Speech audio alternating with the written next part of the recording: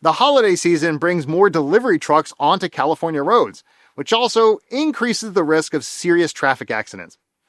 When you're injured in a collision with a delivery truck driver, California's vicarious liability law allows you to include the driver's employer in your personal injury claim.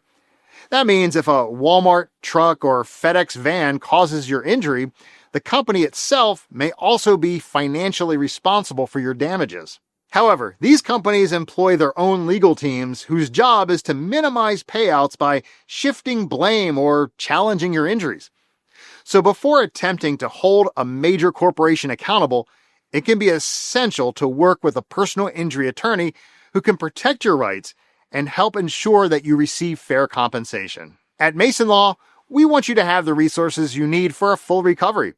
That starts with a free consultation with one of our attorneys to understand all your legal options. So, if you've been injured in a delivery truck accident during the holidays in California, contact Maison Law right away.